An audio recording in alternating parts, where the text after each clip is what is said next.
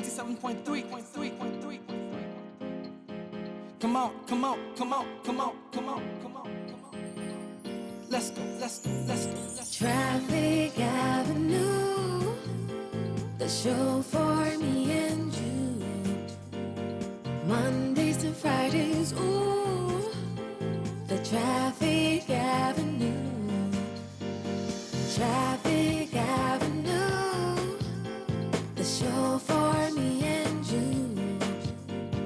Mondays to Fridays, ooh, the Traffic Avenue. Oh, flex. Buckle up and join the best. Let's Citi, relieve your stress. So yes, let the music soothe your soul and keep it going just to refresh. Buckle and enjoy the ride from 2 to the half of the 5. Mondays to Fridays, happening live. Where we gon' have a ball, you can text your guys. Let me tell you what you really gotta do. You can count on us, we come through. We got everything you need, that's true. Are you ready for the Traffic Avenue? Let me tell you what you really gotta do. You can count on us, we come through. We got everything you need, that's true. An applause for the Traffic Avenue. Traffic Avenue, the show for me and you. Mondays to Fridays, ooh, the Traffic Avenue. Traffic Avenue. Detailed news, unparalleled coverage. City News on 97.3 FM. Eyewitness News. Be there as it happens. City News.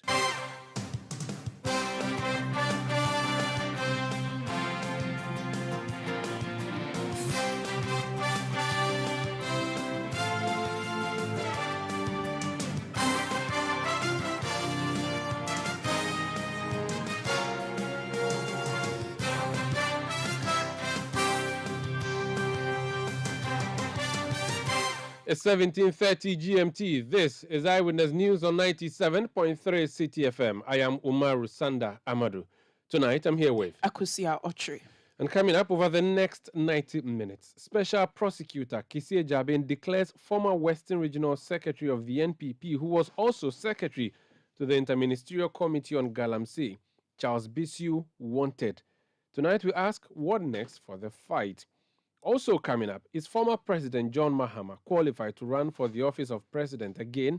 I know what you're thinking, but a citizen of the land is before the Supreme Court asking that it declares him unqualified. We'll be hearing from him here on Eyewitness News. And later, Parliament forms a bipartisan committee to investigate recent police shooting in Botiano, believed to have been targeted at Langards. Stay with 97.3 Citi FM for more on this and many other stories on Eyewitness News. And in business, Despite Moody's recent upgrade of Ghana's local currency long-term issuer, economist Professor Godfrey Boppin calls for more to be done to ensure economic stability. that's in 50 minutes from Netili Neti. She'll be coming from the Citi Business Desk. Eyewitness News is live across Ghana on a number of affiliate stations. In Takrady, we are on multiple stations, including Premier 100.5 FM, Beach 105.5 FM, and Sky Power 93.5 FM. We are in Sunyani on Greener 95.9 FM. We are in Goso on Hammers Radio 106.5. We are also in the Ashanti region on Orange 107.9 FM in Kumasi. We are in Pando on Akpini Radio 96.7 FM. We are on Heritage FM 107.3 FM in Hohwe. We are also in Yendi on Dasuma 99.1 FM. We are in Zwarungu on Word FM 88.3. We are in Laura on Westlink 88.1 FM. And we are in Wale Wale on Eagle 94.1 FM. We are also live on YouTube. We are live on Facebook. We are live on citynewsroom.com. And we are interactive. Join us on WhatsApp 0549 986 996. 0549 986 996. You can send tweets using the hashtag CityNewsroom. Tweet at Umaru Sanda or at City973, and the world will hear what you think.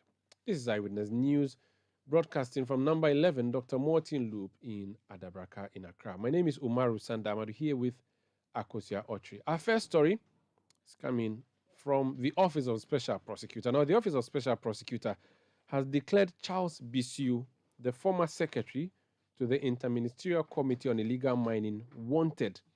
This declaration follows Mr. Bissiou's failure to respond to an invitation from the special prosecutor to appear and answer questions regarding the ongoing investigation into suspected acts of corruption in the operations of the defunct IMCIM. Mr. Bissiou recently filed a writ at the High Court in Accra in an attempt to prevent the OSP from prosecuting him. This legal action was in response to the ongoing investigation led by the special prosecutor into alleged corruption involving Professor Kwabena Frimpong Boateng, the chairman of the IMCIM. But now, we are told that the Office of Special Prosecutor can simply not find Charles Bissiou to question and possibly prosecute him. It has advertised his name and said that he is a wanted man. But we have dug him out and we found him. He's on the phone line. Charles Bissiou, you're welcome to Eyewitness News. I'm grateful, my brother. The special prosecutor, Kisie Jabin, is looking for you. He seems not to have found you. He's decided to put an advertorial out there asking for people to bring you if possible or contact the office if you are found. Where are you hiding?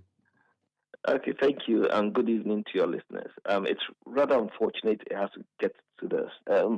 I'm within the jurisdiction. I'm in the country. I've been in the Western region. As we speak, I'm making my way to Accra. The crux of the matter is, I think the special prosecutor, as he said, we're in court on other matters, but that I do not want to delve into. But then, I think a couple of weeks ago, he wrote that he wanted to meet me on another matter, and we wrote to them, the office, and said that I wasn't had an emergency at home, so should give us an additional week, 1 week. They declined it and wanted me to attend on a certain day, which I couldn't. And then further to that, all we heard was that there was an arrest warrant for me. And then basically, my lawyer came out and said they've actually filed to set it aside, only for me to see this. However, I mean, I think, Umar, we're actually nurturing the country. And so let me put this out there, that I'm not above the law. I've always abide by the law. Hitherto, you remember the OSPS office, I've been there twice already within the last 5 years. I've been to the BNI, and not as a suspect, but to volunteer information. I've been to the CID office several times. Sometimes I go in there, and then I come out, and then I actually even put documentation and write certain things for them to help them with their work.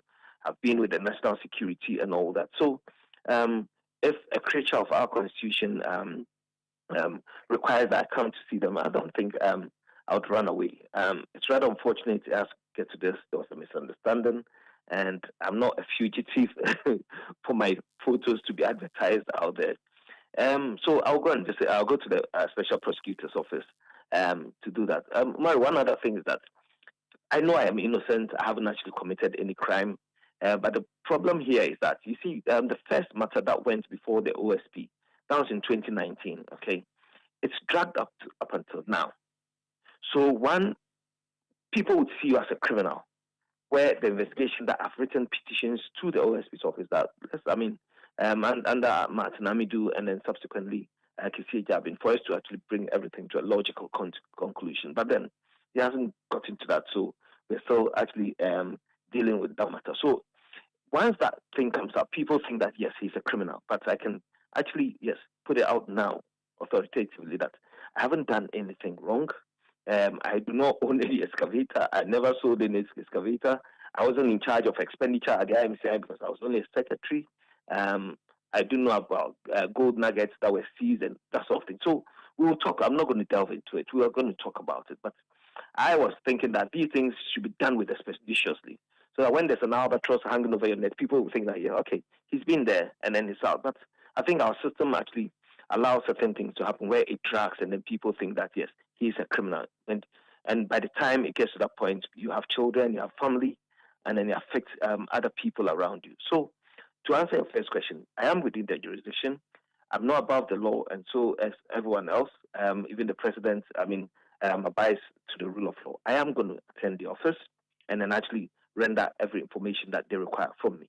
Is it the case that they were calling your phone, they could not reach you, or sent you email which you did not reply, or sent emissaries to you that you ignored? No. Why do you Nothing. think it got to this level? Do None you have an whatsoever. issue with the office for which reason this publication would come out? Because it has your full name. I can't even pronounce some of them. Charles Cromwell Nana Benyin Nana Beyin, Onuawoncho Bisu. And it says that students. and it says that corruption and corruption-related offenses regarding the activities and expenditure of the dissolved Interministerial Committee on Illegal Mining, especially in respect of the seizure and management of excavators, machinery, road vehicles, and gold nuggets, and use of public office for profit. And he puts a nice photograph of you in there and essentially asking for people to... Were you at any point involved in the seizure of vehicles and gold nuggets when you were secretary to the IMCIM? I left the office in 2019, and everything that was as a secretary was handed over nicely when I stepped aside and all that. So, and I believe that the most of the interministerial committee works with ministries, and I believe that those ministries have the relevant rules and regulations that they work with. So, to the best of my knowledge, everything that we did there, conformed to the mandate that we were given. At this point, I do not know the questions that I am going to be asked. But for me, I know that one, if it's to do with expenditure, I was an expended officer. Two, there was things like the excavators and all that. All of them were done transparently. There were people who were in charge of that and all that. So, as a secretary, my job was to take directives from the 10 ministers and then actually implement them on a day-to-day basis. And so, I've got nothing to hide. The only thing is that if I had something to hide, then, Mary, I've been on over the last 4 years, you've interviewed me on projection of the government and defending my government, the MPP government. I've been on several radio stations and TV stations doing that. If I had any iota of blemish on me, I wouldn't have actually availed myself to do that, because if you do that, then you'll be actually insulting the Ghanaian populace. So I believe that at the end of the day, we all get to know the truth, and then my name will be actually the reputation that has been started will be remedied. And I believe that going there is another opportunity, as I've done in the past. The BNI, the CID have gone there and then came up with my reputation intact. By the way, is this related in any way to the earlier investigation by the CID, which became a subject of controversy after the president announced that you had been exonerated? I do not know. I do not know. I think you have to ask the office of the SP. I think that it was they wrote another letter to say talk about expenditure and activities of the IMCIM. But then for me, where I sit, isn't the expose by Anas talking about corruption as well? So we'll look at all that. I do not know the questions that he's going to ask me. But then, like I said, I'm within the jurisdiction. I haven't run away. There was a misunderstanding because my lawyers wrote to them to give us time, and then they said they were not going to do it. And then I have to come at a certain point, and then there was the arrest warrant, and then that misunderstanding. But nobody has called me either within that time, or anybody come to see me or ask me to come where I have actually defied those invitations. Very well. When are you going to show up so we can come and film you arriving? No. Well, my face is already out there, so I don't need to.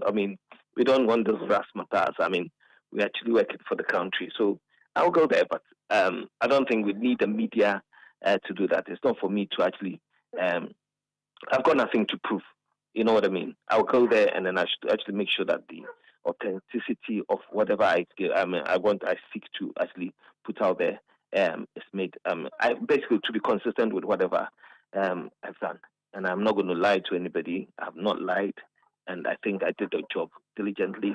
When you're given this job, the sad part is that when you're given a job in our politics, every job that you're given, you have a responsibility, and that you have to be accountable for it. And I believe that that's what I have to do. But then sometimes it takes too long.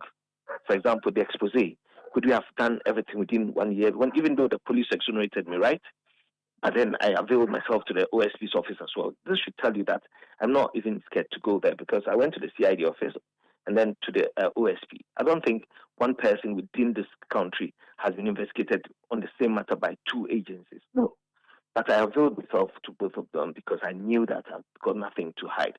But then, funny enough, the one with the OSP is dragging up to about 5 years. I hope this one wouldn't actually travel that course. Thank you so much for speaking to us, and wish you all the best. Thank you. That's Charles Bisio.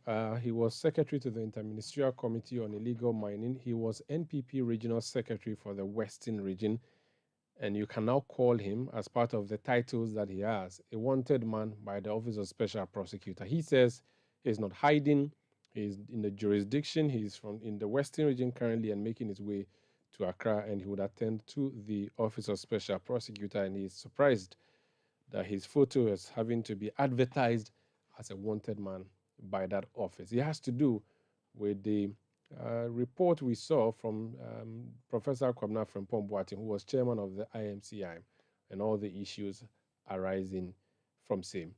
This is Eyewitness News on 97.3 Citi FM. Let's know what you make of the story. 0549 986 996. That's a WhatsApp number. 0549 986 996. You can send tweets, use the hashtag Citi Newsroom, tweet at Umaru Sanda or at Citi973. Eyewitness News. Be there as it happens. You know, Papa, see that? And it's rickety car. Hey, Papa! Bobo, so how's your engine now? It is half man, half amazing. Thanks to Quartz and you can feel better energy. Can't touch this. Tell you guys, so Sancho's engine just died like that? Yes, so somebody managed to convince him that there is a better engine oil than Quartz, and he switched. Sancho Panza. Now, which engine oil can be better than Quartz? No other, my guy. Quartz with its age-resistant technology, it keeps your engine younger for longer. Now you know. Have you guys seen the new bottle design? It's superb. Quartz 9000 from Total Energies there improves fuel efficiency. Why do you think Mr. Mane and Logoso have taken the Quartz Nation movement World Cup like that? Sorry. Chairman. Quartz. Keep your engine younger for longer. Ajwapa, what's all this condom business? Oh, I've told her over and over again that she won't get pregnant, and she's still insisting. Oh, isn't she the same person who said we would not have sex till we go out for at least 2 years? For all this time? Oh, and she still can't trust me enough?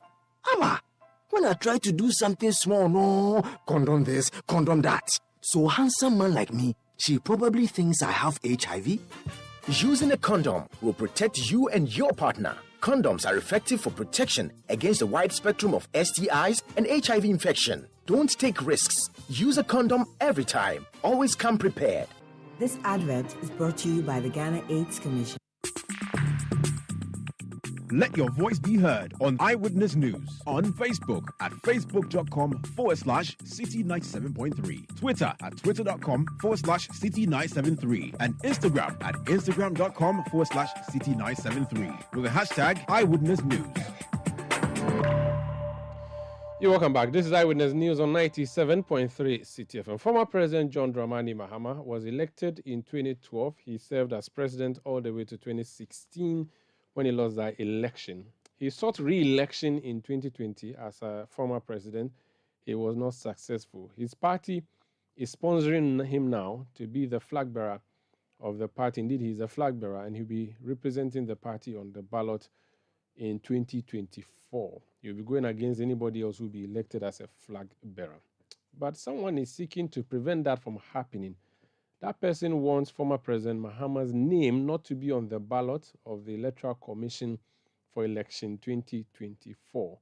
His reason is that he's a former president and he ought to just retire, essentially. That man is Kenneth Ajay Crunchy. He's managing editor of the Daily Searchlight and a lawyer. Ken, you're welcome to Eyewitness News. Thank you, my brother.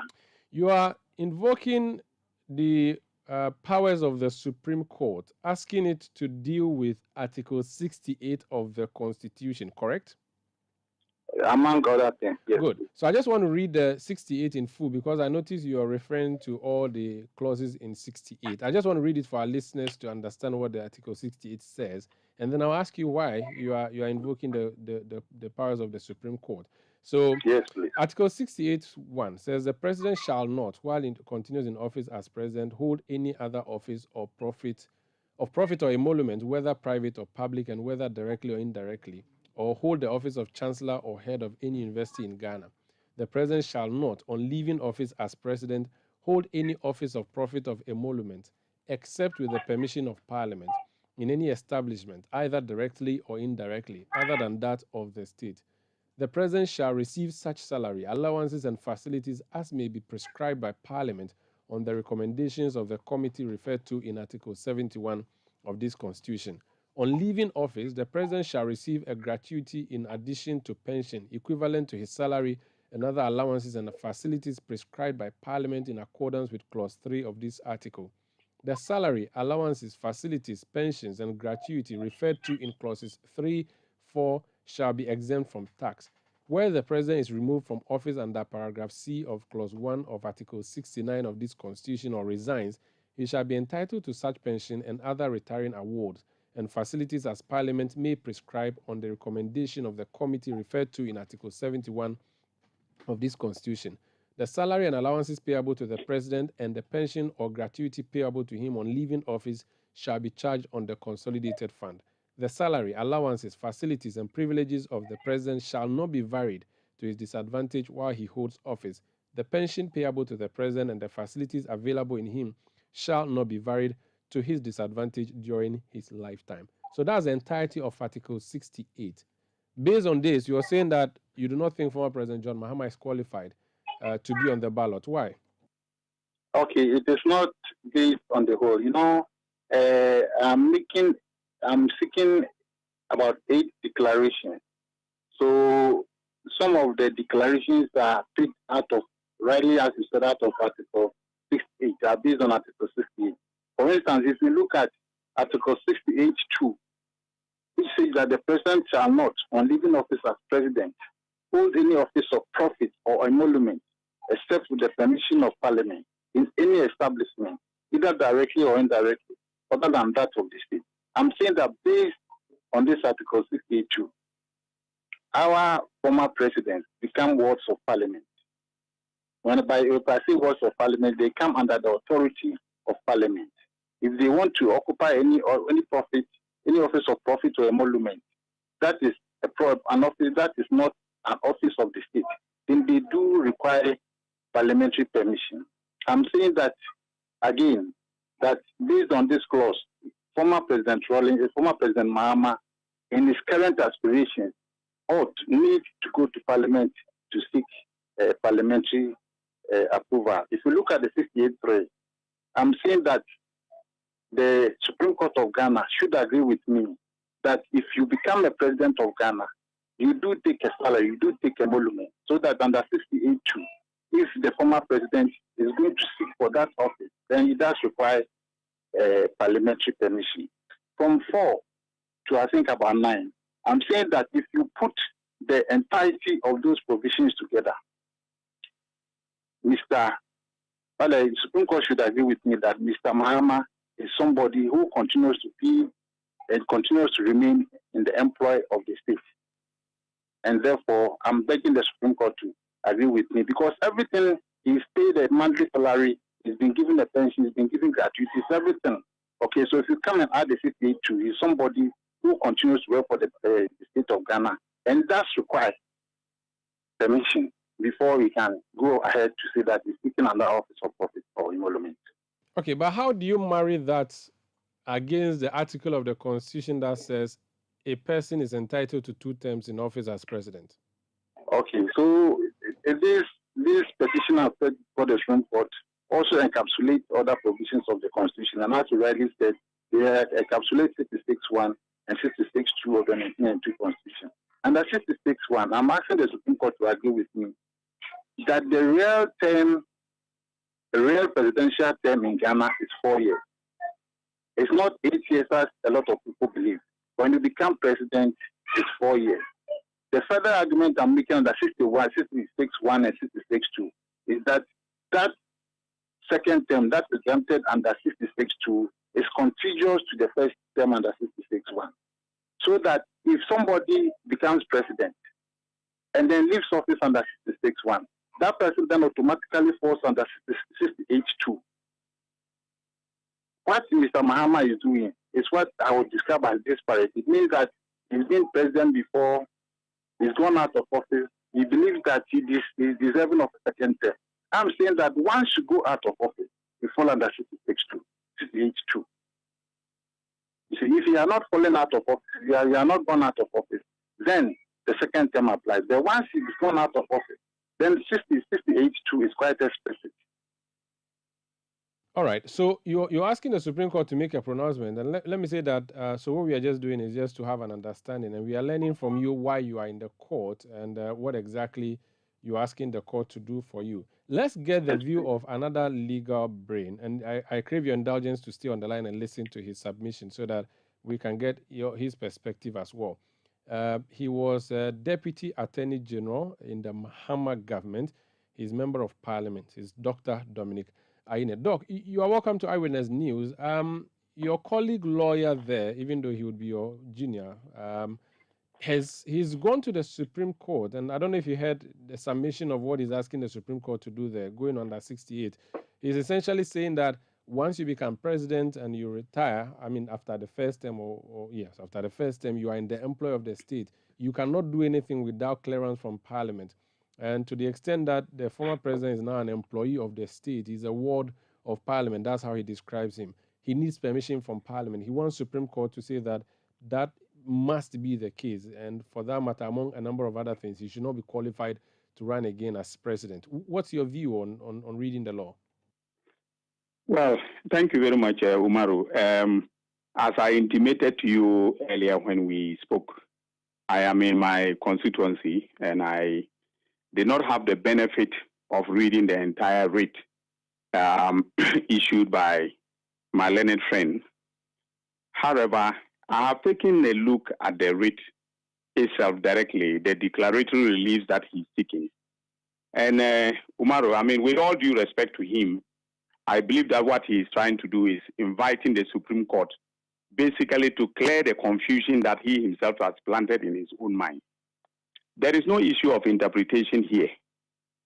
So, and the Supreme Court's jurisdiction, original jurisdiction, is for the enforcement of the Constitution, especially in situations where there are, rival, plausible, reasonable interpretations being given to a provision of, the Constitution as they apply to the actions or inactions of office holders or persons that violate the Constitution. And so I have read through the writ, and to be honest with you, apart from the fact that it is poorly drafted, something that I would have, advised him not to, even publish or try to file in the Supreme Court. It's a non-issue, all right? First of all, if you read the language of the Constitution, it is very, very clear that, all right, a person is entitled to 2 terms when elected as President of the Republic. So basically, and now he is saying that the fact that the Constitution itself says that you cannot go more than 2 terms means that a person who has done 1 term cannot seek to be, to be elected into office again. If the makers of the drafters of the Constitution had wanted to limit such persons from seeking re-election, okay, then they would have said that you are entitled. A person is entitled to not more than 2 consecutive terms. So basically, what the plaintiff is seeking to do is to invite the Supreme Court to read the word consecutive into the language of the Constitution. Okay, and I think that it is not something that the Supreme Court, would be very willing to do, even though I cannot, say with exactitude that is what they are, that is going to be their state of mind when this writ, is being decided.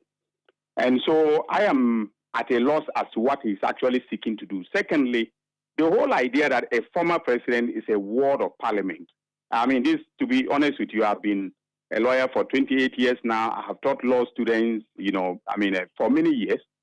This is the first time I'm hearing the expression ward of parliament, just because you require parliamentary approval. First of all, I mean, the whole idea that you require parliamentary approval for everything that you want to do is not true.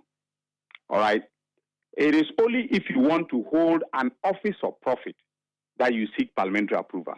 All right. So, for instance, let's take it, for the sake of argument, that the former president, being a communications expert, decides to set up a communications consultant. Okay. And then, earn money out of it. That is the situation where he will have to appear before Parliament, okay, the Committee on Members Holding Office of Profit. And then Mr. Speaker, will grant him a certificate that will entitle him, okay, to serve as a communications consultant and earn profit from it. The office of flag bearer, where you are seeking election, I don't know by what, stretch of imagination or interpretation, anybody can say that that is an office of profit. And therefore, the former president needs to go to Parliament for parliamentary approval.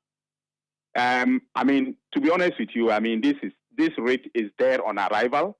If I were in a position to offer that opinion, I'm not the Supreme Court, and I don't want to pretend to be the Supreme Court. But honestly speaking, it's a very shameful, act that that my learned friend is engaging in. It doesn't raise any genuine issue of interpretation, and then also he's confusing so many things, with respect to actions that can be taken by the former president. The fact that the former president can seek to stand for, election and be elected, president of the republic. Okay, I believe that what he's seeking to do is to just clear the cobwebs in his own mind and not to seek interpretation from the Supreme Court of the republic. I see, but he's concerned. For instance, the former president serves one term, which he already has done. For him, even though the Constitution, even though we do know that a person is entitled to 2 terms of up to 8 years, you are actually entitled to just 1 term of 4 years. He's concerned about the consecutive nature of the thing. So he believes there's a break in chain, and for him, that break ends it, essentially. Well, if the drafters of the Constitution had intended that that break should end it, they would have said so explicitly. Not having said so, it means that they leave the room open for a person who has been president, and served just 1 term, to stand for re-election, to be re-elected into office. All right. The Americans started it, and there were no term limits. It was just a matter of convention until President Washington decided that he wanted to do just 2 terms and to leave. And subsequently, Congress amended the Constitution of the United States, and then inserted a term limit. So now, in the U.S., okay, you are entitled to those 2 terms. But in a situation where, for instance, a vice president serves out 2 years of the term of a president who has died in office, okay, that vice president cannot, do 8 years, even if he were popular, and then, could be elected for, to stand, to be in office for 8 years. The U.S. Constitution says that you cannot, in those circumstances, stand for re-election. All right. The last thing I think I just want to put to you, and I'm hoping that that's what Ken intended to put across, is that currently the former president is being paid emolument. He's going to get a new job, granted, that's if he wins to be president. He's going to start receiving salary. What happens to the emolument he's currently enjoying as a former president? He becomes a former current president. I'm sure that's what look, that's an administrative arrangement. So let's say, for instance, okay, I'm currently a member of parliament. Okay. If I lose, the election, God forbid, all right, I am not entitled to, any any emoluments whilst I'm out of parliament. But once I get re-elected to come back to parliament, all right, my rights and privileges kick in, and I will be entitled to, the emoluments of a member of parliament. In the case of a former president, all right, the current emoluments will cease to, apply immediately he takes the oath of office and becomes president of the republic. The provisions relating to the emoluments and benefits accruing to a former president will no longer apply, and therefore, by administrative arrangement, whoever is enjoined to pay him those emoluments will cease to pay him those. So I don't think that it is a problem that needs any interpretation. This is a question of administrative arrangement under the Presidential Transition Act and nothing more. Very well. Thank you for speaking to us, Doc. Thank you. That's Dr. Dominic Ayine. He's a former Deputy Attorney General and MP for Bolga East. Ken Crunchy is the man who originated this particular discussion. He's the one who has gone to the Supreme Court. He's still on. And Ken, you've heard the former Deputy AG there. He says that, in fact, your writ is not even properly drafted, and he would advise you, if you listen, to simply just withdraw it. He thinks it's a confusion in your head. I think they would love me to withdraw it. First and foremost, it is right, okay, that the drafters of the 1992 Constitution did not provide for every single word and every single contingent. It is right. That is why we go for interpretation. For instance, when you say that if Mahama becomes president again, the current benefits that you'll be receiving shall be stopped, and then he will go on to the new benefit. Where is it written in the 1992 Constitution? Okay, so the premise of the 1992 Constitution are not in the position to provide, we're not in the position, and in fact, would never have been in the position to provide for every single contingency. That is why we have the Supreme Court there to do the necessary interpretations, the necessary construction, and the necessary enforcement if it becomes necessary. Now, he was also lampooning me about the fact that my reading of this is talking about the consecutive contiguous instead of it being disparate. The point I'm making, and I think he failed to address it, if someone becomes an ex-president, is it true or not that the person falls under Article 68? If you read the wording of Article 68, and then let me read it for you again for the sake of emphasis, it says that the president shall not, on leaving office as president, hold any office of profit or emolument, except with the permission of Parliament, in any establishment, either directly or indirectly, other than that of the state. He has been teaching law for 28 years, and since he has not heard the word used in reference to a former president before. What does this provision make the former president? He says that a flag bearer of a political party is not office of profits. So, are you going to listen to him? No, what was his name? Dr. Dominic Ayine. Are you going to say that Dr. Dominic Ayine said so? So that is the situation as it is. Or we are going to allow the people's representatives to find out? You hold a view that being a flag bearer is office of profit. I don't hold any view. I'm saying that he's seeking for a position. And mind you, the position of flag bearer is not an end in itself. It's a tool to arrive at a certain position. That position definitely raises profit, raises emolument, raises the issue of emolument, raises the issue of salary. So that one is even conclusive. I'm saying that once he takes that step, heading towards that salary, he does require permission from Parliament. So if the NDC comes and tells us, or Mr. Mama comes and tells us, look, I'm flag bearer, I'm not paid anything, how would we find out unless the people's representatives look into it? How can we establish the truth of his proposition? So why didn't you write to the House of Parliament asking the House to act on what you thought was an inaction? I thought you had a copy of my affidavit, and in fact, Lawyer Edisi Tamaklo, who also speaks in the same language is my senior just spoke in, lampooned me when I petitioned Parliament. If you were to read the affidavit, you would realize that I petitioned Parliament on this matter. on the 11th of April this year, and Parliament failed to take action. So as you are rightfully saying, there are bodies there, so they are supposed to take constitutional action. We make a complaint before them, those bodies fail to do what they have to do. And then we go to the Supreme Court. So you went to Supreme Court because you didn't get a response from Parliament. I think that's rightfully, okay. Yes.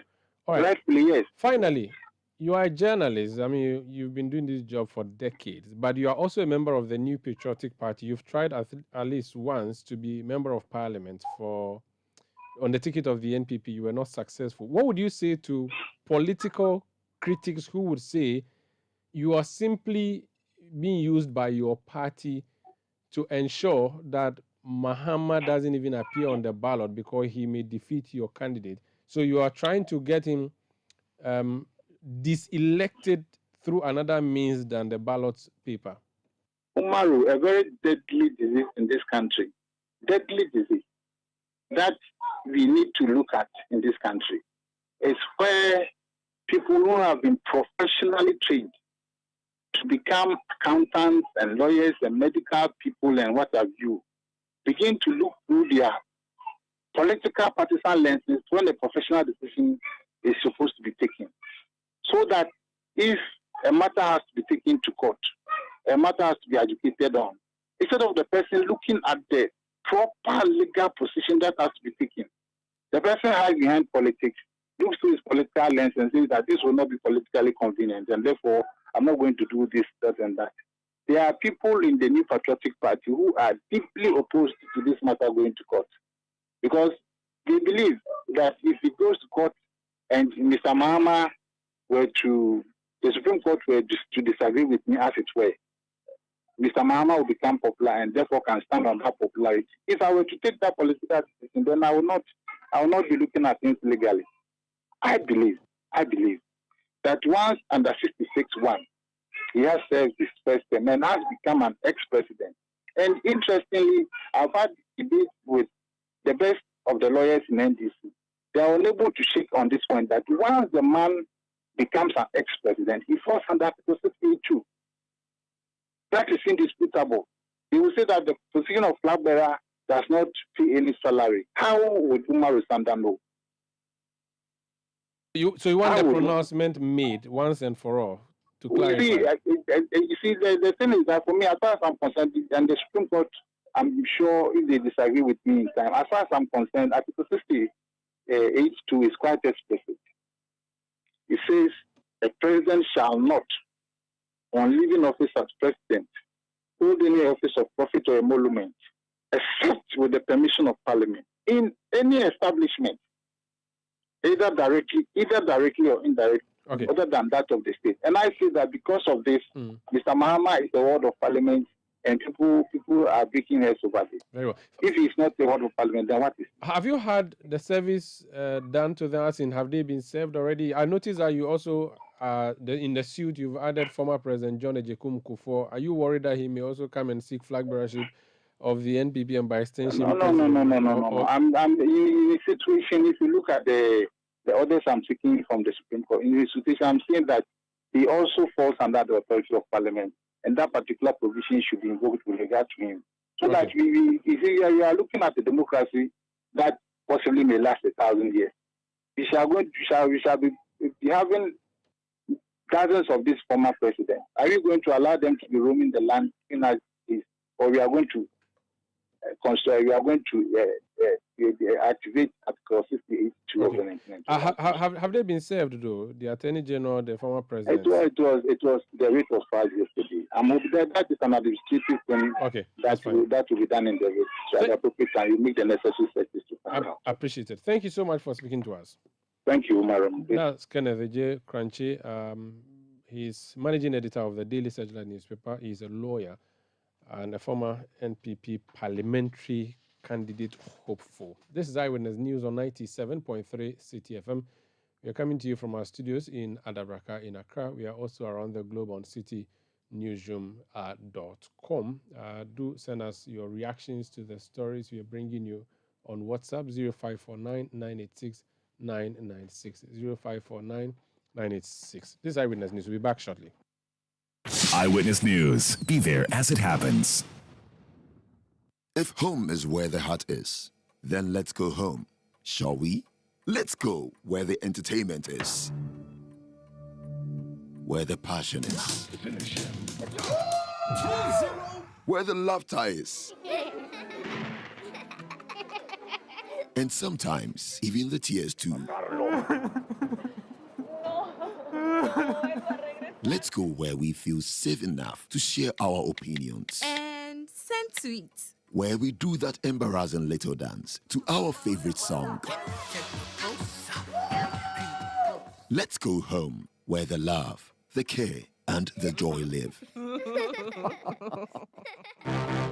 There's no place like home. Connect your home to super fast internet with affordable data bundles from MTN Home. Visit broadband.mtn.com.gh or your My MTN app to sign up today. MTN. Let your voice be heard on Eyewitness News on Facebook at facebook.com/Citi97.3, Twitter at twitter.com/Citi973, and Instagram at instagram.com/Citi973 with the hashtag Eyewitness News. You're welcome back. This is Eyewitness News on 97.3 Citi FM. There's a story that we have which has to do, which is involving the police. So the Ghana Police Service has arrested 4 persons in connection with an assault on a female at Kupilga in the Upper East region. In the video circulated on social media, some persons were seen subjecting her to inhumane and degrading treatment. In a tweet, the police indicated that the 4 suspects, aged between the ages 19 and 38, were arrested in the early hours of today during an intelligence-led operation, while other suspects are being pursued. The police added that arrangements had been made for a police clinical psychologist to provide the victim with psychosocial support. So that's on one side. Another side is that the second Deputy Speaker of Parliament, which effectively means Parliament, has tasked the Defence and Interior and Constitutional, Legal and Parliamentary Affairs Committee of Parliament to institute a joint probe into the killing of 5 suspected land guards by the police. The Member of Parliament for the area, Sylvester Tete, is the one who raised the issue on the floor of Parliament in relation to Thursday's killing of 5 persons by the anti-robbery and land guard operation team of the police in Botiano. The Member of Parliament is Sylvester Tete, English Yaman from Botiano, English Yaman from constituencies. Join us on that. Honorable, you're welcome to Eyewitness News. Thank you very much, my brother Sandra. So the police would say they are fighting crime. They engage with these people and killed them.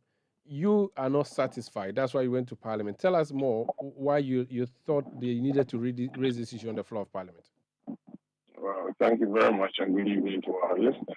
Obviously, we are all enjoined by the constitution of this country to the police to fight crime to the extent that citizens can arrest crime being committed. Sly, the network is not that good. I don't know where you are, but if you could kindly do something about it, I'd be grateful. Yeah, can you hear me now? Better, thank Omar. you. Yes. Yes, I'm saying that we are supposed to support the police, and we've been doing that in time past to fight crime to the best of our abilities. However, the police in fighting crime do so within the confines of the law. And they fight crime in an attempt to protect lives and property. Killings is not part of the means of fighting crime. An incident occurred, and after 2 days, the police issued a formal statement to claim responsibility for that incident. The resident or the family of these deceased bodies have since refuted the allegations of the police that their family members are involved in land guard and robbery activities in and around that place. They've offered further explanations, and some people who supposed to be eyewitnesses have also had their own view of what happened, but they were witnesses to it. These are many more developments. I thought as a member of Parliament to bring it before Parliament, and I had opportunity. I saw the speakers leave to raise the issue on the floor of Parliament today, and Parliament subsequently thought that it is proper. I've actually requested Parliament to institute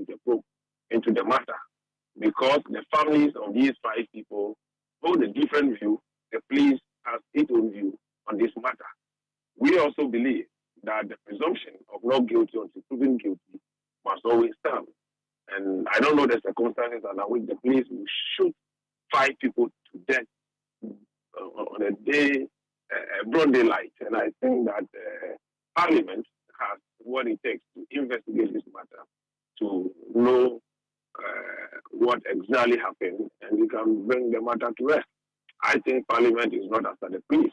We collaborate with the police to investigate this matter, so that once a parliamentary inquiry report is authored, everybody can refer to it going forward, and that will also help in reshaping, or as a matter of fact, helping our security agencies to continue to protect lives and properties in this country. So I think that it's a civic responsibility that I've embarked on today, my right to do so. These are some of the tools available to me as a member of Parliament, and I've so exercised it in support of my constituency. Very well, thank you. We'll keep an eye on that. Thank you for speaking to us. Thank you very much. That's Honorable Sylvester Tete. He's MP for Botiano English Manfred. This is Eyewitness News on 97.3 Citi FM. Up next, Netili will be bringing us the latest in the world of business, and then we'll be having the Citi Business Festival, the on-air series. Tonight, the topic is navigating the tax maze as an SME. The guest is Ismail Ibn Ibrahim, his deputy managing partner, Ali Nachia and Associates. That's an interview Bernard Kokwavle conducted. Please stay tuned in. Eyewitness News. Be there as it happens.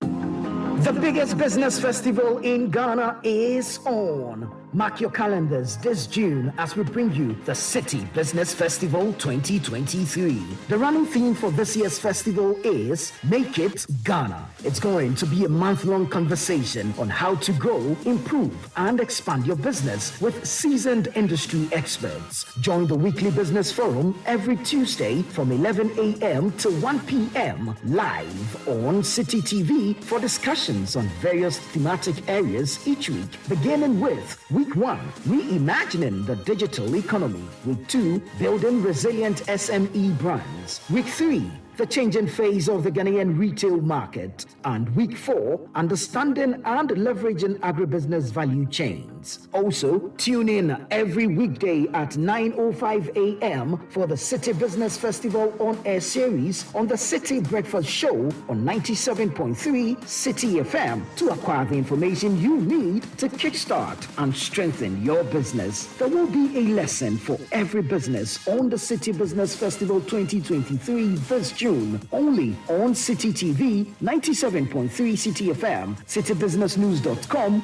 and on CNR Digital. The Citi Business Festival 2023 is powered by Citi TV and Citi FM and is proudly sponsored by MTN.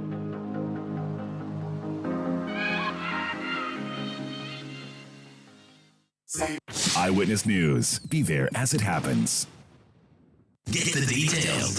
Every significant financial transaction, every market movement, and all the policies that affect your business. Citi Business News. Be informed. Time now for Citi Business News on Eyewitness News, proudly brought to you by citibusinessnews.com. My name is Neti Ajaho. Let's settle for the details now. Economist Professor Godfrey Bobkin says although the recent upgrade of the city is a good indicator of progress, the country's economic fortunes is still bleak, as Ghana still remains in the junk category. Moody's Investor Service upgraded the local currency long-term issuer rating to CAA3 from CA and maintained a stable outlook. Reacting to the news, Professor Godfrey Bobkin said it is crucial for government to pay all old bonds to boost investor confidence for ratings. The announcement of the domestic debt exchange is triggered a downgrade. The idea is that now that we have completed that, then that tag would necessarily be removed. You cannot seek to restore confidence for the country at the international level when confidence is wounded in the domestic financial market and your domestic investors are unsure.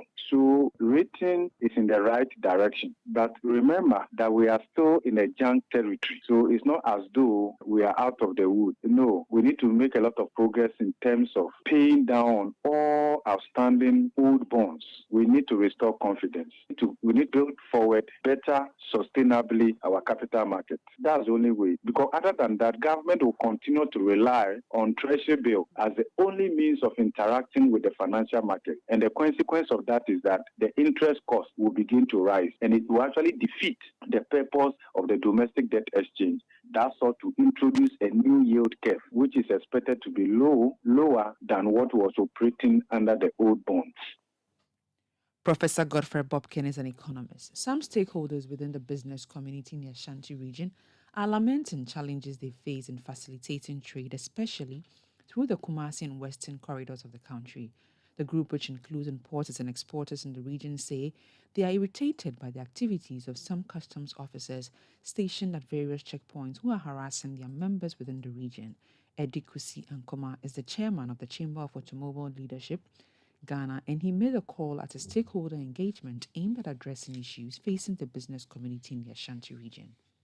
All businessmen, we report to him. And when we assess, like people in Volta region, in Eastern region, in, let's say, the North and so forth, it's keenly here in Kumasi that you get this report. So it's too much on us. That is when they clear their containers from the port, getting to Kumasi here, you have a lot of checkpoint, and at long last, they will accept your container, opening it again and offloading and so forth. So that is a big problem to all of them. And we are appealing to the Customs Center Commander here today that, in fact, what is going on is too much. But we realize that people are taking advantage of the green line and bringing things that are not declared on their manifest or on their invoice or on the bill of lading. So now we are saying that if that is the truth, then you custom officers have the right to advise government that the green line is supposed to be, we have to even cancel it. There wouldn't be any green line. Whosoever will bring his container supposed to be submitted to proper checking. And if this is done, there won't be any hassling of people, custom officers chasing people and so forth. It's too much.